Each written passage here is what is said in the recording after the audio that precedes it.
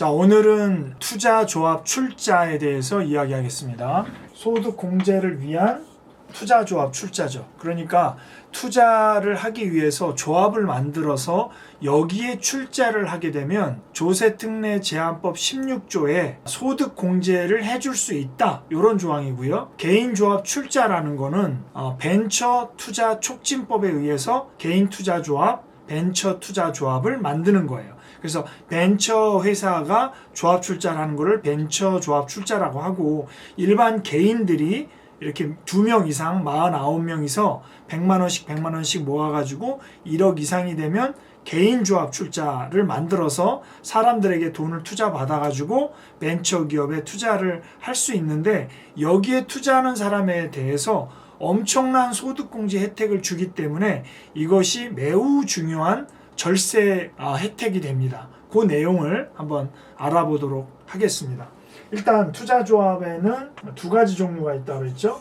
하나는 벤처 투자조합이 있고 개인 투자조합도 있고요. 그래서 이런 조합을 통해서 벤처에 투자를 할 수도 있고, 엔젤 투자라고 해서 개인이 직접 소정의 자격이 되는 사람은 또 여기에 투자를 할 수 있고요. 크라우드 펀딩이라고 해서 온라인 소액 투자 플랫폼을 통해 가지고 여기에 투자하는 것도 벤처 투자라고 할 수 있어요. 그러면 여기에 투자했을 때 어떤 혜택이 있느냐? 이게 소득 공제인데요. 이 소득 공제가 여러분 뭐 기본 공제 150만 원, 신용카드 공제, 공적연금보험료 공제, 소득 공제 뭐 이런 게 여러 가지가 있지만, 이 소득 공제 혜택이 얼마나 되느냐? 무려 1년에 3천만 원까지 100% 소득 공제가 되는 거죠. 그러니까 소득으로 안 본다는 거예요. 소득으로 공제해 버리는 거야. 그러면 과표가 많이 줄어들겠죠?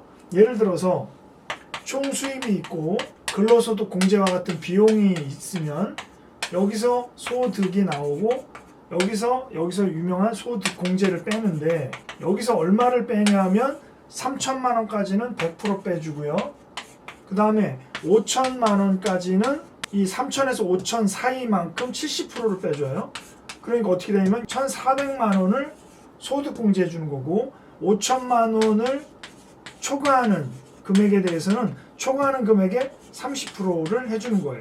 예를 들어서 뭐 1억을 출자를 했다, 투자를 했다, 주식을 받았다. 그럼 주식을 받는 거는 뭐 예를 들어 보통주로 투자할 수도 있고요. 우선주보다 조금 상환을 우선해주는 상환 우선주, 그 다음에 가장 많이 하는 전환사채로 투자도 될 수 있고, 그 다음에 신주 인수권부 사채, 신주를 인수할 수 있는 권리를 가지고 있는 채권의 형태로 할 수가 있는데, 만약에 1억을 투자한다면 3천만 원에 플러스 추가된 2천만 원의 14%니까 1,400이죠. 1,400만 원에 플러스 나머지 5천만 원이죠. 5천만 원 초과해서 5천이니까 535, 1,500만 원이죠. 도합 얼마입니까? 2,900이니까 5,900만 원을 소득 공제해 주는 거죠. 그러면 여기서 소득 공제, 예를 들어 총 수입이 1억이라고 치고요.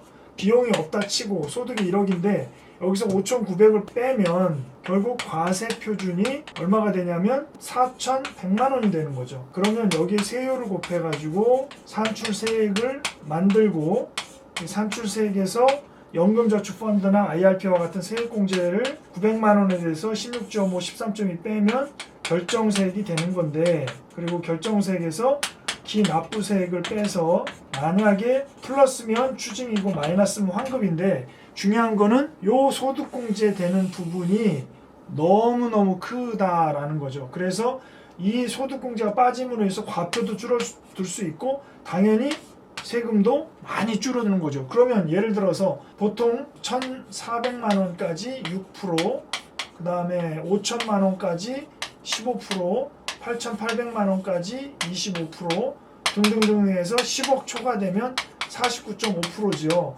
보통 1억 5천까지 38.5%니까 약 40%라고 한다면, 예를 들어 1억을 투자해가지고 만약 40%의 세율을 만약 내는 사람이라면 거의 약 4천만 원 정도를 소득 공제로 혜택받는, 내야 될 세금을 안 내는 거기 때문에 결국 환급받는 효과가 있는 거죠. 요거는 3년 동안 유지를 해야 되고요. 투자한 다음에 3년 이전에 뭐 이전하거나 양도하거나 뭐 회수하면은 소득공제 받은 거를 다시 이제 추징해내는 그런 상황이 되고요. 3년 동안은 유지해야 되고, 뭐 3년에 나눠서 소득공제를 하는 게 아니라 3년 중에 한 해에 소득공제를 다 받을 수 있다. 원래 올해 받아야 되는데, 올해 이제 투자했으면 내년 소득공제에 들어가야 되는데, 만약 올해 소득공제가 뭐 다른 걸로 많이 있다. 그렇게 되면 내후년이나 소득공제 2월 신청서, 뭐 이렇게 연장 신청서, 뭐 이런 게 있으니까 이걸 통해서 내년이나 그 후년에 소득공제를 신청하게 되면 소득공제 혜택을 받는 거고요. 가장 중요한 거는 이것이 벤처에 투자하는 거기 때문에